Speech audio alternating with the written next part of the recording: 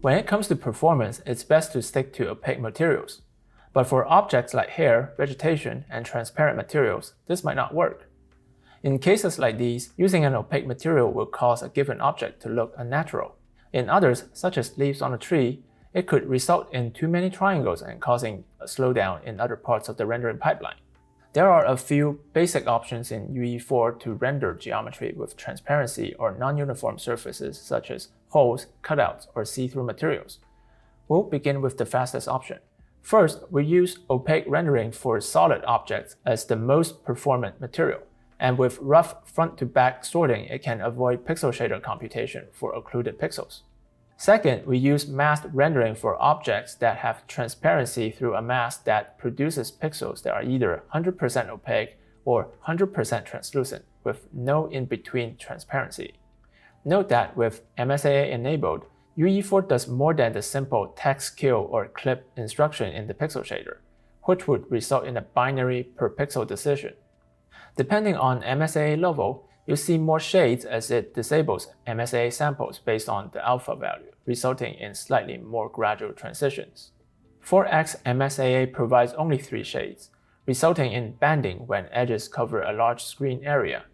3. Translucent rendering can be used for objects that exist anywhere between fully opaque or fully transparent, but this will have the most performance impact and is thus the least recommended for optimizing a game. 4. Alpha transparency or additive or modulate are the more performant alternative to translucent. It's important to remember that additive can only brighten the material, while modulate can only darken the material. These methods reduce banding and noise but can break features like pixel correct occlusion and shadow casting. Unreal Engine has solutions approximating those properties by providing per object sorted rendering and soft shadow receiving. The performance impact of this method depends on its overdraw, which is not only content dependent but also view dependent. We have created some examples of these blend modes in our game, using assets we already have. In this area of the map, it shows these same properties. For opaque, we have a sphere on top of our wall with pulled out details. We can see how this material we have created would look on solid surfaces and curved surfaces. We have also used a text render actor to point out which objects are using what. Masked rendering has some good properties to improve performance, but the banding is often an unwanted artifact. We can avoid this unwanted artifact if it's set up slightly differently. Here we have 2 shaders modifications to deal with this. Masked rendering with shader dithering, which is similar to masked rendering, but additionally adds some high-frequency noise through the alpha value, resulting in more shades, but this will also have noticeable dither noise patterns in it. Depending on resolution, MSAA quality level, and content, this might be an option. The dithering can be altered over multiple frames, making the pattern less visible, but we will have shimmering instead. This isn't the best method for us if we wanted to use fixed foveated rendering. The jump in resolution is much more visible with a high-frequency pattern. For more information, we have provided a link below this video. Unreal also supports masked rendering with anti-alias distance field.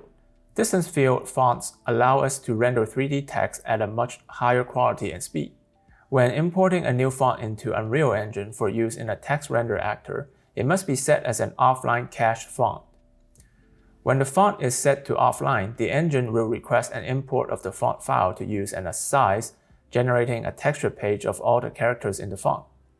We can then build words in a text render actor in the level and it will sample this texture. Make sure to check Create Printables only, because not all fonts are printable.